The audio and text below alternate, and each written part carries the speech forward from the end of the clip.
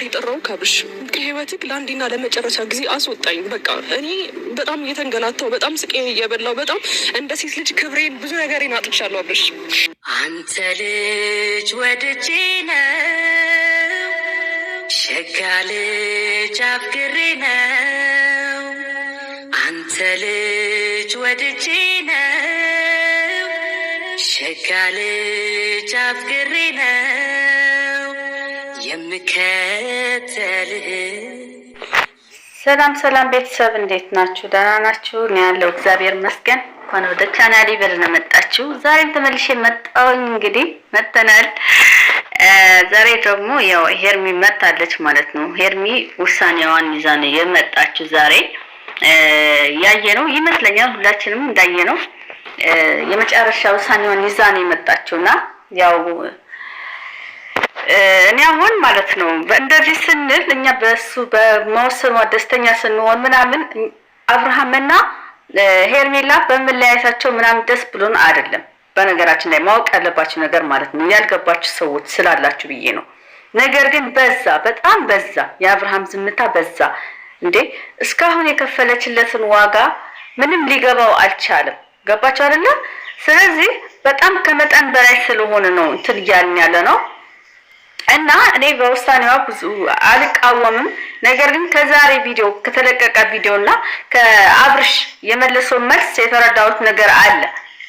ግን ደግሞ የተረዳሁት ነገር ቢኖር እኔ ከህይወቴ ውጪ ብዬሻለሁ ወይ እኔ እኮ ውሳኔዬን እኮ አልተናገርኩም እያላት ነበረና ግን ደግሞ ይሄ ልክ አይደለም። ለምን መሰለክ? አሁን ከሷ ጋር መለያየት አልፈልግም እርግጠኛ ነኝ።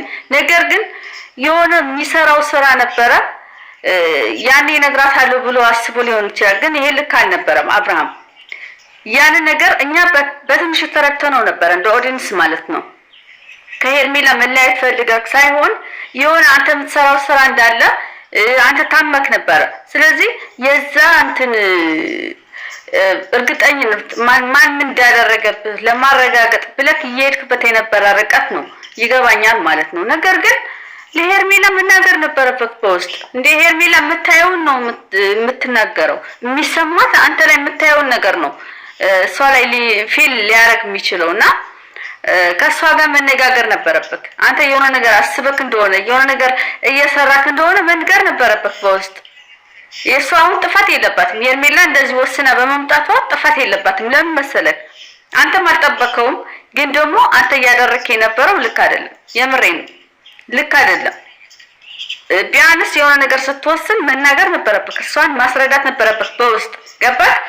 ምንም አይነት ግንኙነት እንደሌላችሁ ምናምን አድርጋችሁ እንኳን መስራት ትችሉ ነበር ተነጋግራችሁ ማለት ነው እንጂ አንተ ለሷ ምንም ነገር ሳትነግራት ምንም ነገር ሳታማክራት አንተ ሄደክዛ የምታወራውን የምትናገረውን በየቀኑ ከነርቷ ጋር እየተገናኘት ምናምን ስታይ እንዴት ፊል አታረግም ይችል ልጅ?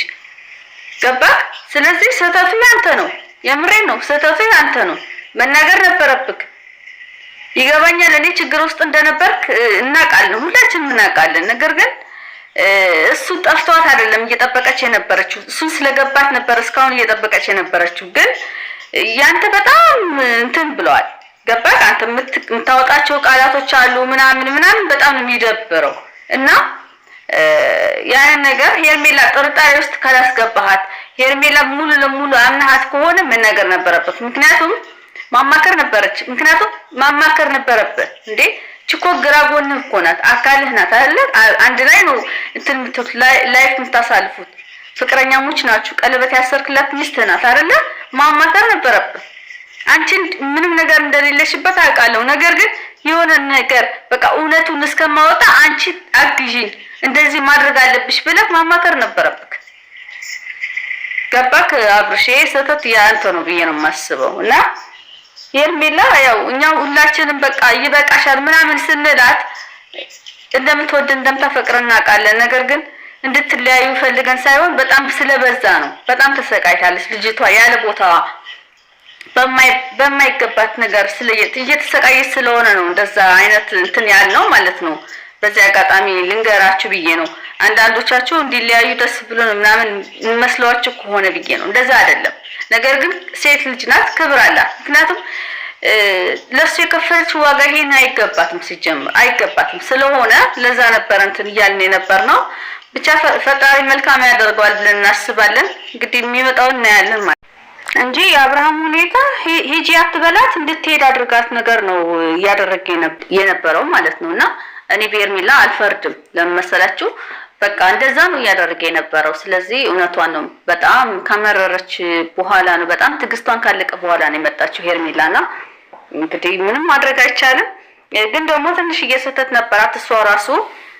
እኔ ከህይወቱ ልወጣ ነው ብላ ግን ደግሞ ሩታን ይዛ መምጣት አልነበረባትም። ሩታን እዛ እንደ ምርጫ ማስቆም አልነበረባትም። ለምን ያ ልጅ ከተለያዩ እንኳን የራሱ ህይወት የሚመርጠው ራሱ ነው። ገባሽ? ምናልባት እሷ እንዳለችው መሀላችሁ ላይ ገብቼ ከሆነ ምናምን ብላ ለዛ አስባ ነው ያደረገችው እንጂ በሌላ ክፋት አይደለም።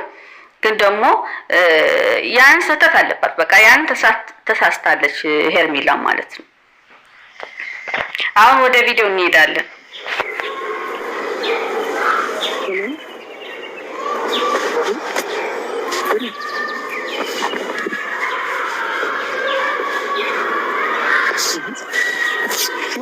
ተረጋጊ። ቆይ መጀመሪያ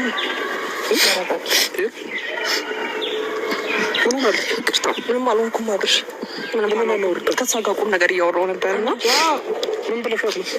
ምን ብላት ይሻለሁ? ኧረ ምንም አላለችኝም። አብርሽ ተረጋጋ።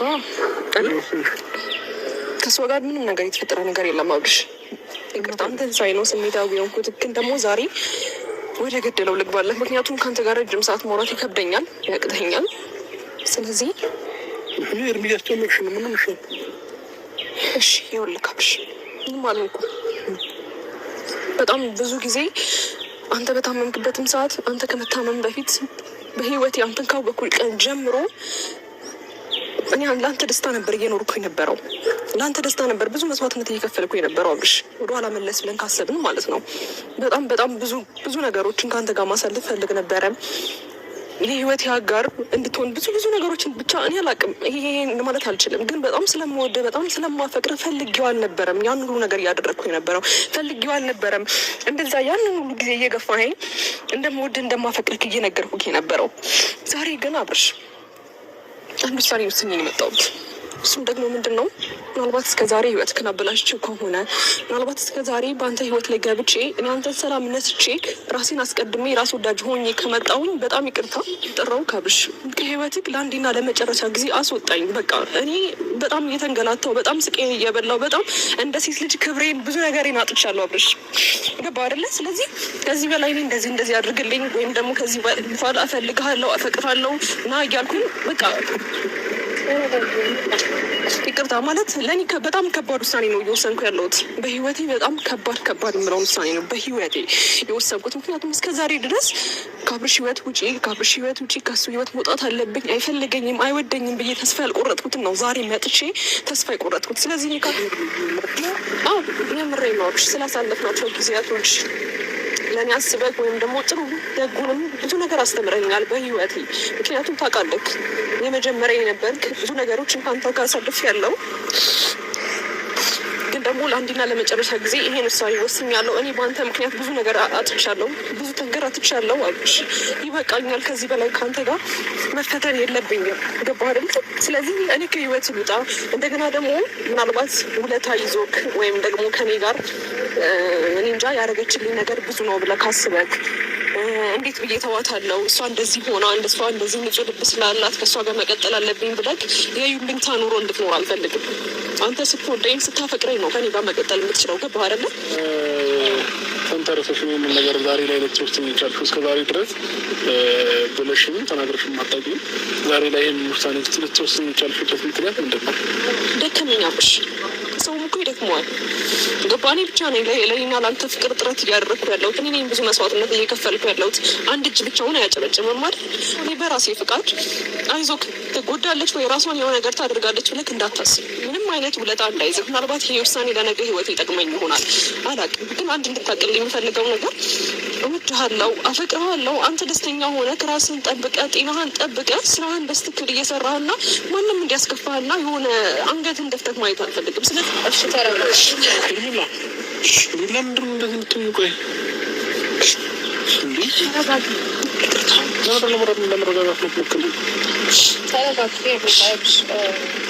ለመረጋጋት ሞክሩ። አንድ ነገር ነው በመጀመሪያ ደረጃ እኔ ለአንቺ ወይ ያሳጣውሽ ነገር ኖሩ ለእሷ ያሳየዋት ፍቅር ምንም አይነት ነገር ኖሩ አይደለም። ይህንን ውሳኔ ስትወስኝ የፈለግሽውን ነገር መወሰን ትችያለሽ።